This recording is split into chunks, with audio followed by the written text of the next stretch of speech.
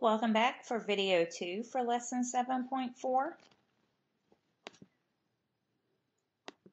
Let's talk about inverses.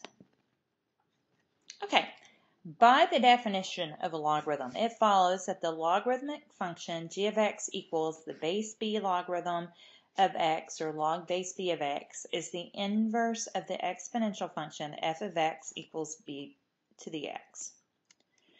Okay, so we're going to use the fact that they are inverses of each other. When the bases match up, you have inverses. So 10 to the common log of 4 is going to equal 4 because the understood base there of the logarithmic expression is 10. If this was anything other than 10, you would be looking for the base in the logarithm to match the base of the power expression of the x of what is raised to the power. So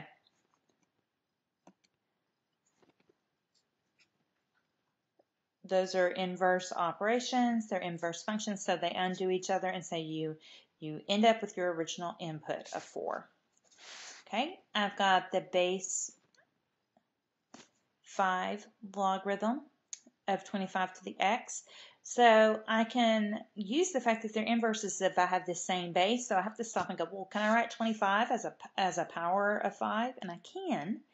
So I'm going to replace 25 with 5 squared.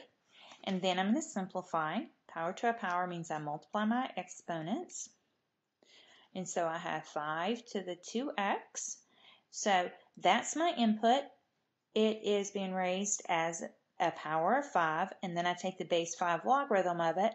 Well, I'm doing something and then applying its inverse, so I get back with what I started. So it's just going to equal 2x.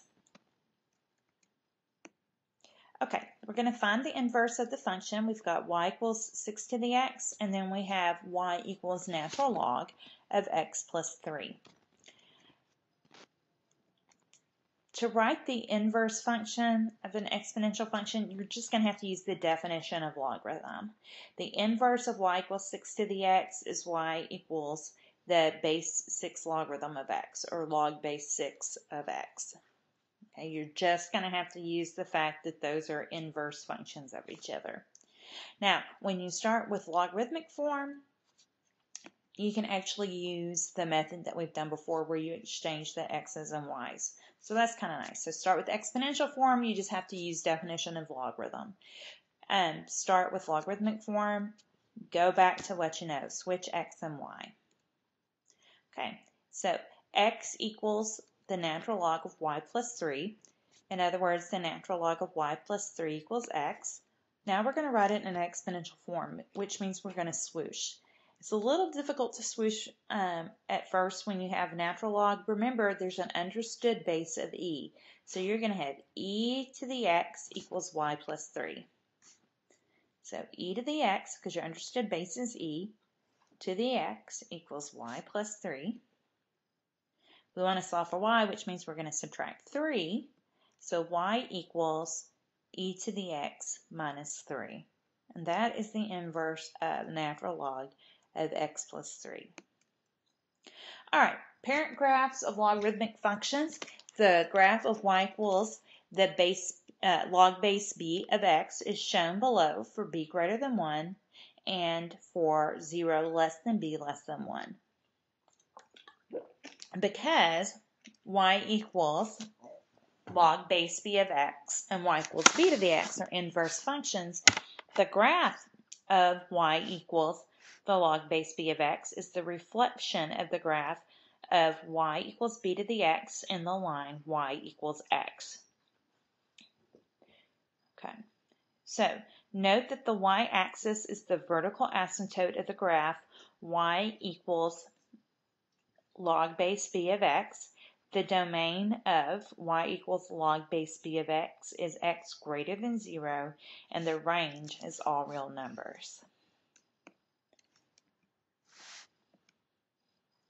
So we're going to graph y equals log base 3 of x. We're going to plot several convenient points such as 1, 0, because when x is 1, the log base 3 of 1 is 0 because 3 to the 0 equals 1. So 1, 0 is a point on our function. 3, 1 is a point on our function because when we plug in 3 for x, we get log base 3 of 3, which always, whenever your base and your anti-logarithm, this value right here, match up, they always simplify to be 1. And then 9, 2 is going to be on that point because 3 squared equals 9. Easiest way to think of that. And the y-axis is a vertical asymptote, and that's always going to be true when it's not translated to the left or right. So we're going to use those 3 points in that characteristic of a logarithmic function to graph. So here's 1, 0, 3, 1, 9, 2. And here we have our function approaching the y-axis asymptotically. Okay, so from left to right, draw a curve that starts just to the right of the y-axis and moves up through the plotted points as shown. It says below. Really, it should be to the right. Okay, we're going to graph the function y equals log base 1/2 of x. We're going to plot several convenient points such as 1, 0, 2, negative 1, 4, negative 2, and 8, negative 3. If you take your x values and you put them in and you evaluate your logarithms, you'll generate these y values. Okay. And the y-axis is a vertical asymptote. So as you go from left to right, you're actually going to come down along the y-axis and then go through the points. From left to right, draw a curve that starts just to the right of the y-axis and moves down through the plotted points as shown to the right. So when your base is between 0 and 1, you get one type of graph.